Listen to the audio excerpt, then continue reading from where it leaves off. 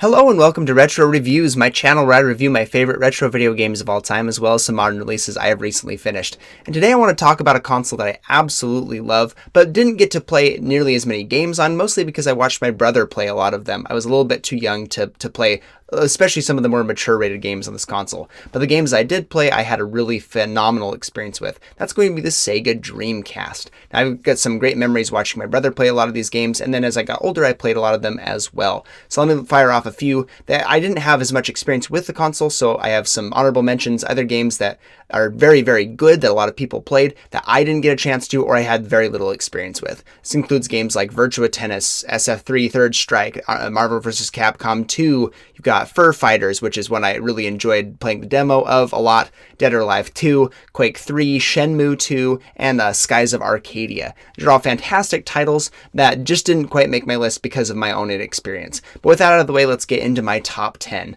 Number 10 is going to be my most oddball pick. This is a game I have reviewed for the channel. It is going to be the Grinch video game. This is like a mostly tie-in movie to the tie-in video game to the movie, the Jim Carrey version. It's hilariously bad in so many ways, but it's actually a competently made game with a lot of fun to be had. It's my guilty pleasure video game that I play once a year during Christmas time, and I have an absolute blast playing it.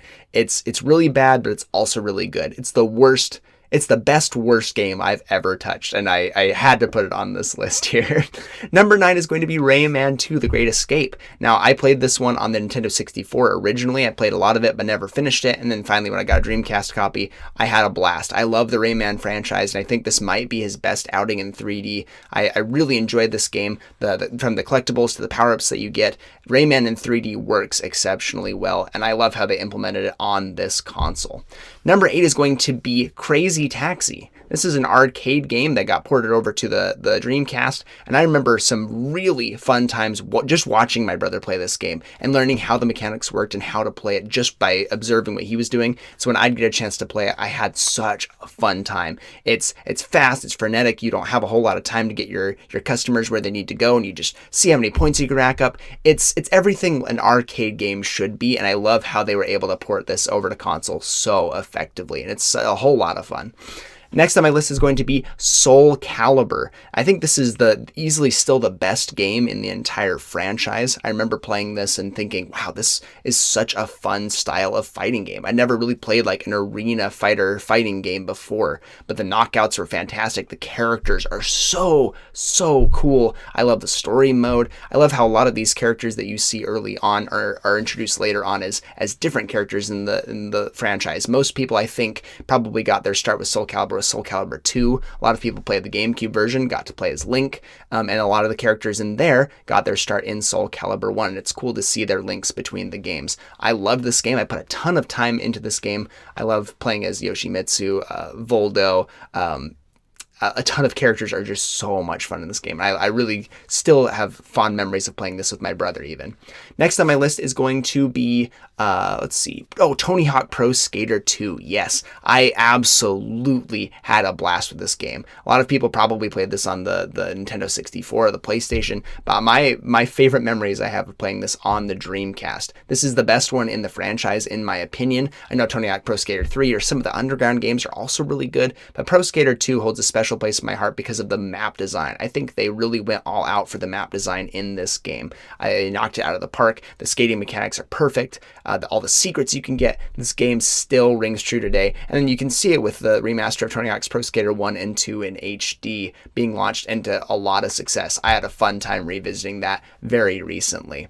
Next on my list, number 5 is going to be Sonic Adventure. Now, I love Sonic games. I played a lot of the Sonic games leading up to this, and I was so excited to see Sonic go into 3D, and they did it exceptionally well. When this launched in the Dreamcast, this was like the best Sonic title that anybody had ever played. It does have some glaring weaknesses now in retrospect, but for when it came out, it was so much fun. And revisiting it, even I played it recently, and I had a really good time with it. I could see some of the flaws, I could see some of the design choices where I got lost a couple times in like the open world segments that you have, but it is a whole lot of fun, and the level design is so fantastic. I love this first outing into 3D. I think they really hit their stride with the later games, especially Sonic Adventure 2, but this was such a great start for 3D for Sonic. Number 4 on my list is going to be Resident Evil Code Veronica. This was my very first introduction to the Resident Evil series, and I have some incredible memories watching my brother play this one. I actually didn't finish this one until I was much older. I believe until I became like an adult with my own, like I got the remastered version, the Code Veronica X, and I finally played it on the PlayStation 4 before I actually played through it myself. But I remember some of these like story beats in the game to this day and how iconic they were in my brain, and they've just really burned a hole into my memory because of how fantastic this game really is. I think this is the most underrated game in the entire franchise. I like that this one should have been the original Resident Evil 3, but since it took longer to develop, they made Nemesis the third game installment, and that was supposed to be a spin-off. This game really deserves a remake, and I really hope that Capcom goes for it. Number 3 on my list is going to be Shenmue. This is a game that I actually have never fully completed myself, but I believe I watched my brother play the entirety of the game, or at least a huge chunk of it. This game is so cool. I'm so happy that they re-released Shenmue 1 and 2 remastered on the PlayStation 4 era of consoles, because that is a game that really a lot of people should play and experience, at least have an appreciation for. This game cost the most out of any video game ever made up to that point, about $70 million to like $100 million. This is back in the 1990s. This was a crazy game to make, and the graphics and the way that you played the game, how it was like a slice of life type game where you could do a whole lot of things. It was just brilliant and way ahead of its time. If it had come out on any other console, this probably would have been a bestseller, but unfortunately it got stuck on the Dreamcast, where not a lot of people were adopting it in the first place. I believe the stats said that if every single Dreamcast owner bought Shenmue twice, they would probably recoup their costs. That's how expensive the game was and how few people had the Dreamcast. And it's a shame that it took so long for people to actually experience it, because at that point, when it got launched to the PlayStation 4, it is a little outdated in terms of its design, and people don't really get it. And I understand why, but I remember very fondly Shenmue. I love the story. I love the gameplay. I think it is so unique and so cool. I'm glad it ultimately got a third game, even if it was a little disappointing, just so they could see that continuation of that story, because the original was so cool.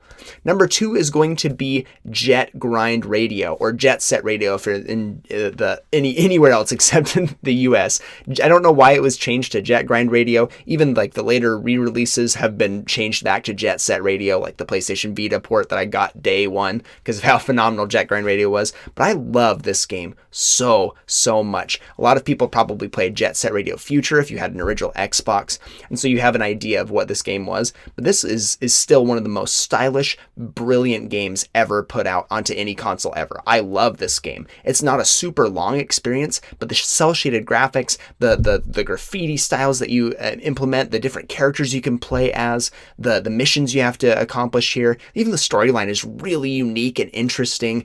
The grinding mechanics are fantastic. I love that doing a lot of tricks and comboing as much as you can. This game really is such a beautiful encapsulation of the era that it came out on. I love that they did get a sequel on the Xbox. I love that you have Bomb Rush Cyberfunk as a nice spiritual successor with the original composer and a lot of that same style coming out. I love that the spirit of Jet Set Radio really still lives on today. I'm glad it's gotten remasters, and they've recently Sega announced that they're doing a lot of reboots for a lot of their classic franchises with Jet Set Radio included. I cannot wait for them to return to form with this one, because I love this game so much. Any re-release, I will buy it and I will replay the entire thing over and over again, because I just love it so much.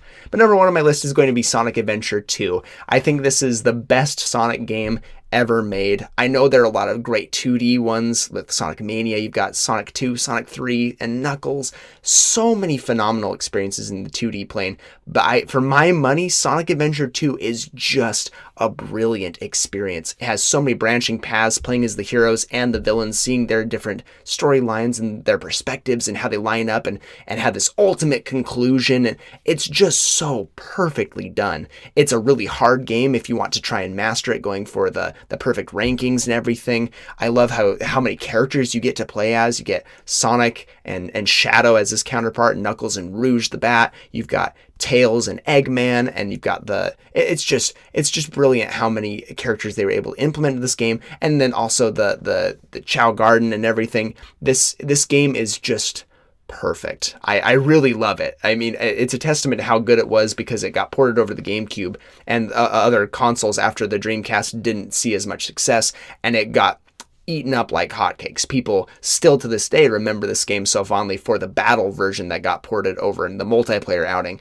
This game is so good. Sonic Frontiers was the closest thing I've seen recently to like a return to form of the Sonic Adventure games. I don't think they've been able to capture the brilliance of Sonic in 3D since Sonic Adventure 2. Frontiers has come close, but I really want to see another Sonic Adventure game, or at least something that just feels like adventure in some degree. Maybe it's just I miss Shadow a lot, but it looks like he's coming back in full force lately. But that's going to do for my Dreamcast list. Let me know in the comments down below what your favorite Dreamcast games were, if you have a list of your own. And thank you so much, and I'll see you on the next one.